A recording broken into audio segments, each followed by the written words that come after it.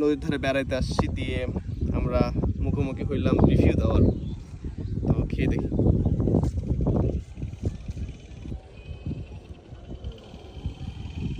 আপনার কি শুধু ফজলি আমেরই? এটা শুধু ফজলি আম দ্বারা তৈরি করা হয়েছে। এটা প্রথমে কি, এদিকে দেখো, প্রথমে এটা মনে হয় সম্ভবত কিমা করা হয়েছে। জি ভাইয়া, এটা মেশিন দিয়ে কাটার পর আবার ভাইয়া মানে শুকনো করার পর এটা বিভিন্ন প্রসেসে এটা বানানো হয়। আচ্ছা, এটা মূলত হচ্ছে আমসত্ত্ব। এটা আমার মায়ের হাতের আচার। এটা বানানো হয় আমাদের বাসাতে। এটা পাকা আম দ্বারা বানানো হয়। এটা পাকা আম দ্বারা, মানে আমরা যে ছোটবেলায় আমটা খেতাম যেটা, ঠিক সেরকম দেখতে। এটা আমি ট্রাই করি। সেম মিষ্টি মিষ্টি মিষ্টি মিষ্টি, এটা আমার কাছে খুব ভালো লাগলো। ফজলি আমের যেটা খাইলাম সেটা একটু ঝাল ঝাল, আর এটা একটু মিষ্টি মিষ্টি।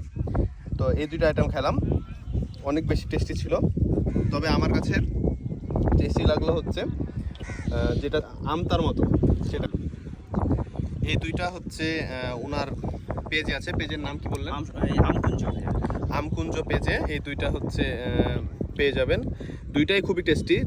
যেটা আমতার মতন সেটা একটু মিষ্টি মিষ্টি, আর যেটা হচ্ছে ফজলি আমের সেটা হচ্ছে একটু ঝাল। তো এই দুইটা কম্বো নিতে পারেন। Thank you.